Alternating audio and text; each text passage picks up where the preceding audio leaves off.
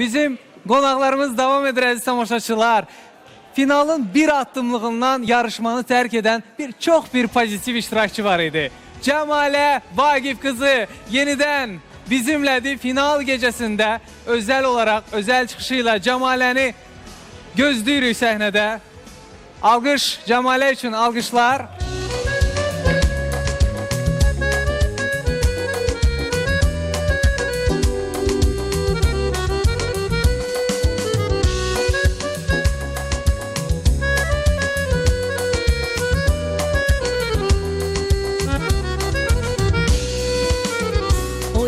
Seher, müqəddəs şəhər, günlə dolu tanış küçələr,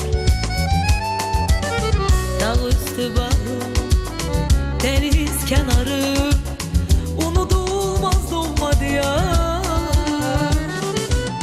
Qız qallası mənə söyləyin qədim torpağın sirlərini.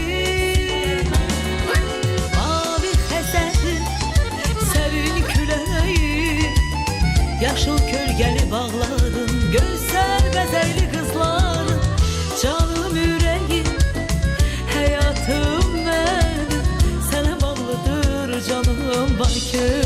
Ay sana bağlıdır canım Bakı.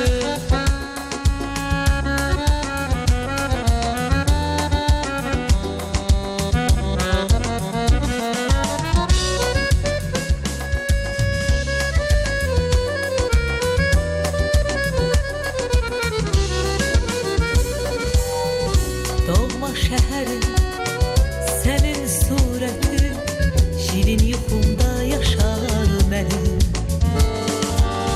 Küleylisən sen, zərif kövrəksən, sinəmdə döyünən ürəyim sen.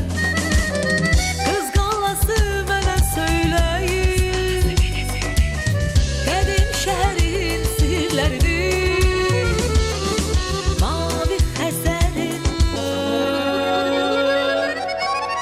Canım Bakı.